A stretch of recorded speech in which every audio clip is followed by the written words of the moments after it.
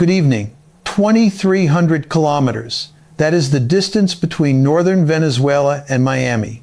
Flight time for a modern cruise missile at subsonic speed, 11 minutes. Flight time for a ballistic missile on a depressed trajectory, 7 minutes. These numbers did not matter last week. These numbers were theoretical, academic, the kind of calculations defense analysts run during peacetime exercises and then file away because the scenarios seem too improbable to warrant serious planning. But those numbers matter now, because Russia just positioned systems in Venezuela that turn theoretical into operational. And major American cities just entered a threat envelope they have not faced since the Cold War. The discovery began with routine satellite surveillance, overhead imagery of Venezuelan military installations, standard monitoring that intelligence agencies conduct constantly across regions of interest. One image showed cargo on an airstrip outside Caracas, large, rectangular, covered partially with tarps. Analysts flagged it for standard processing. Initial assessment suggested industrial equipment. Venezuela receives shipments constantly. Most are mundane. But this particular configuration did not match known patterns for commercial cargo. The dimensions were wrong. The thermal signature suggested climate-controlled transport, and the security perimeter around the cargo was inconsistent with civilian logistics. Enhanced imaging revealed more. When analysts zoomed in, when they applied spectral filtering, when they cross-referenced the shape against databases of military hardware, the identification was unmistakable.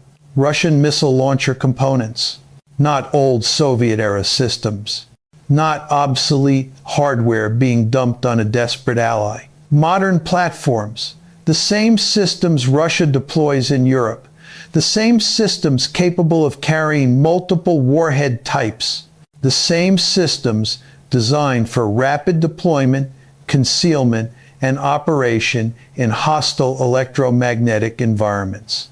The first image alone was alarming, but satellite passes 6 hours later confirmed something worse.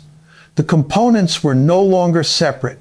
They were assembled. Russian technicians, identified through subsequent intelligence gathering, were conducting systems checks. Venezuelan military personnel were present but appeared to be observing, not operating. This was not a training scenario. This was not Venezuela receiving weapons it would control. This was Russian military infrastructure being established on Venezuelan soil, with Caracas providing territory, security, and political cover. Inside the Pentagon, reaction was immediate. Northern Command, responsible for Homeland Defense, elevated monitoring protocols. Intelligence agencies began emergency reconstruction of how these systems arrived without triggering earlier alerts. Naval assets in the Caribbean received new tasking orders, and classified briefings moved up the chain to National Security Council level within hours. Because the implications of Russian missiles in Venezuela extend far beyond the immediate military threat. They represent a fundamental shift in hemispheric security that undermines assumptions American defense planning has rested on for generations. The Western Hemisphere has been considered American strategic space since the Monroe Doctrine. Not through formal empire, but through overwhelming power projection capability that made challenging U.S. dominance in the region unthinkable for any rival. Russia could not sustain military presence here. China lacked the reach. No power could contest American control of approaches to U.S. territory. That assumption just collapsed.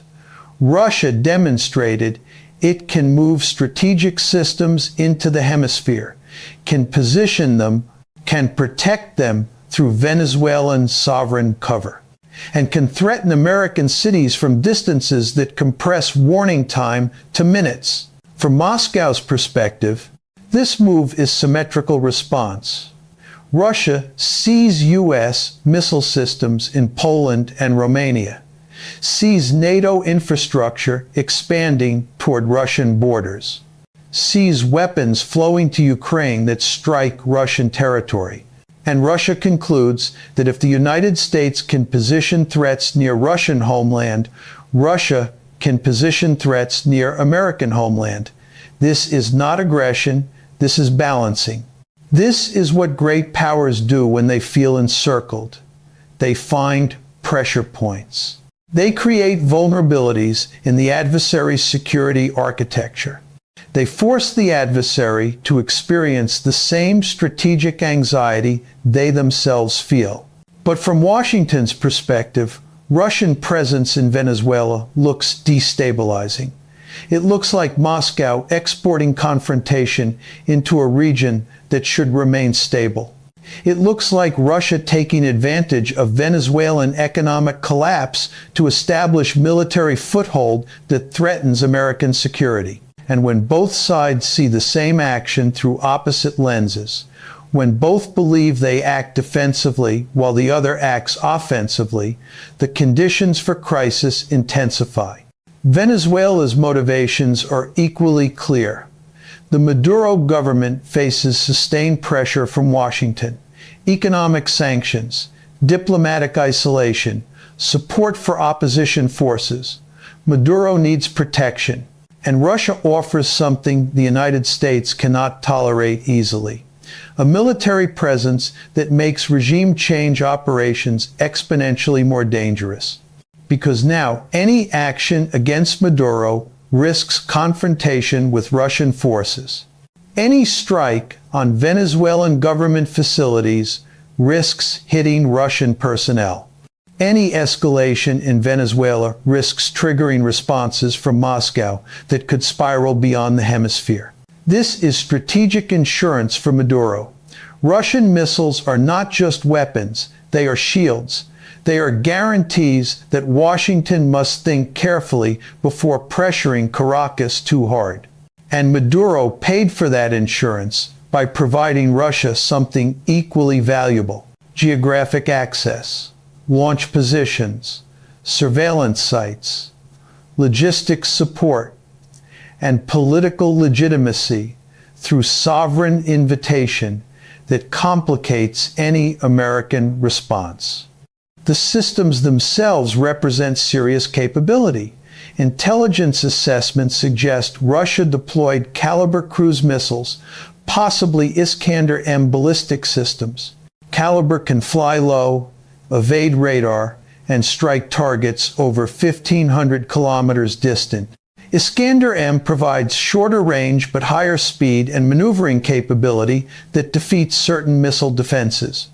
Both systems are dual capable. Both can carry conventional or nuclear warheads. And that dual capability creates the most dangerous ambiguity. Because in crisis, when these systems activate, American early warning cannot determine warhead type until impact. And that uncertainty compresses decision-making to impossible timescales.